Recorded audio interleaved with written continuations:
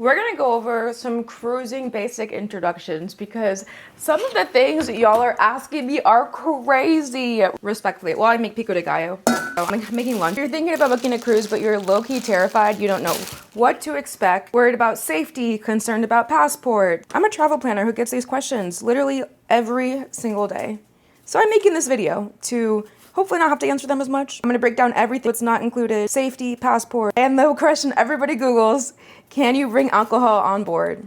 I'm a travel planner who helps people plan dream trips. I create hyper-detailed itineraries so you can enjoy your vacation, not spend hours on Google. Cruises are one of the most common thing that people ask about, but they're too nervous to book on their own. This guide covers all the basics so that way you feel confident. So question number 1, are cruise ships safe?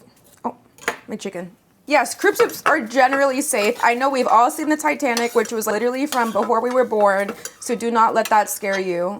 Picos to go with the chicken. They're literally statistically one of the safest way to travel. Is you're actually more likely to get in a car accident on the way to the cruise port. Can you believe that? They have the most advanced technology in the world. Stabilizers, trained crew. They do have to meet federal and international regulations. They are inspected regularly. They have lifeboats, life jackets. If you've been on a cruise, we all know that annoying drill we have to do as soon as we got on there before we can do anything else. In Virgin, they actually have it on the iPad, and you can't use the iPad until it's completed. And then, for some reason, lately people have been asking me if cruise ships can sink. Technically, I'm a scientist. Technically, anything can sink. Realistically, yes, but then that's extremely rare. It usually makes international news because of how uncommon it is. You have double hulls, watertight compartments, backup power, who's constantly cleaning. If there's an outbreak, they have a protocol that they have to follow. They have hand sanitizer stations. We all love the washi. They have a medical center with doctors and nurses, which is why I'm banned from Norwegian, because I went there and then they said my insurance would pay for it, but they wanted me to pay $2,500 for me to get off the ship. Still have great deals though. Not as good as what I can find you. And you do pay for your services. There is travel insurance. And if you're booking with me, you're getting travel insurance, because if you cancel, we're not going through that money loss situation, babe. So let's go through what's actually included. Let's go through what's actually included in a cruise fare.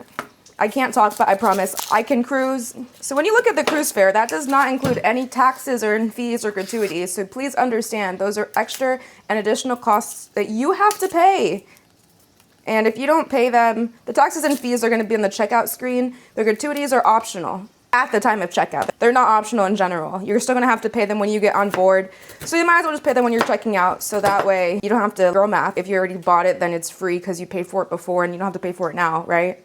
This is where it's confusing because people can feel like it's a trap. What is included in the cruise fare is actually like your cabin, most meals. You do have a free dining room. Some of them you do have to pay more for. Sometimes, unless you're going on Virgin. Basic beverages, usually water, tea, or soda. Entertainment, there's usually live shows every single night. I did remember when I was in Virgin, we did pay to play Deal or No Deal, so they're not all free. Or on Norwegian, we had to pay for Deal or No Deal. On Virgin, you have to pay for the karaoke, but come on, karaoke is so fun.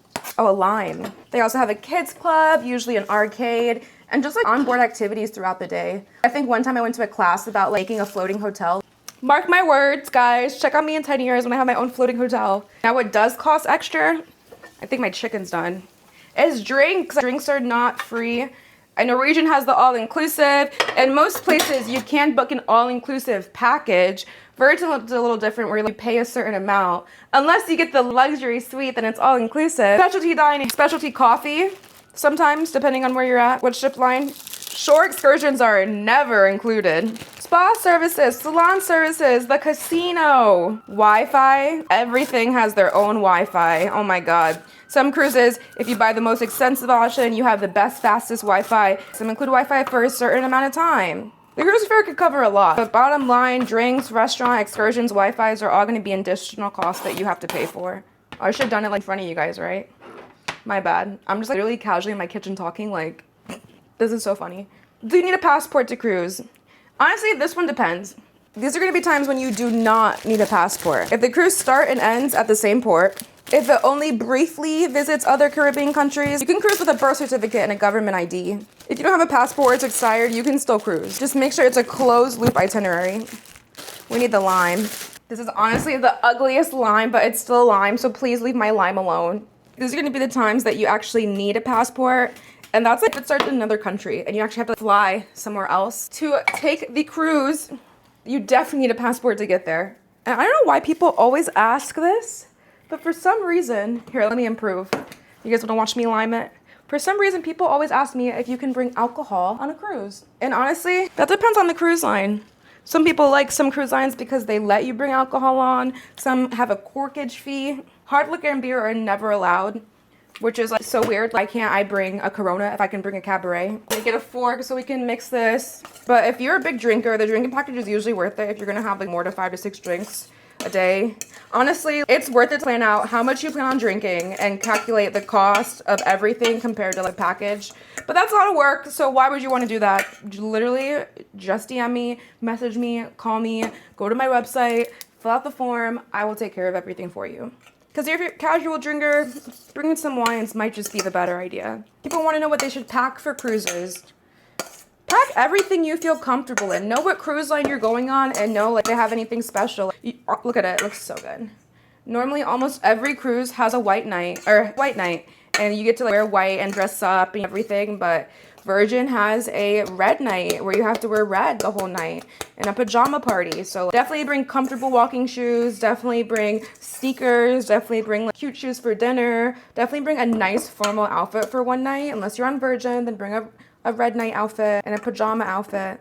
If you have a power strip, I definitely recommend it. I have so many things to charge, but also just like don't bring anything that like, you don't want to get stolen that you're gonna leave in the room. I hate seeing people get their things stolen. I'm not saying it's gonna happen, but like, literally what can you do? And I'm just like, damn, why would you bring that? And it just makes me a little conscious of like, what am I really bringing and like, how am I really like securing my things? Sunscreen, medication, seasickness. People ask about getting seasick on a cruise ship literally all the time. And I don't know, the bigger the ship, the more likely to be honest with you.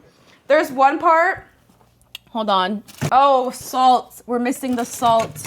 Something is missing. There's this one time that there's this one part of the ship that whenever I'm there, it's usually dinner after we've been drinking all day. And whenever I'm in that part of the ship, girl, I'm gonna throw up. And it's always after drinking all day, dinner.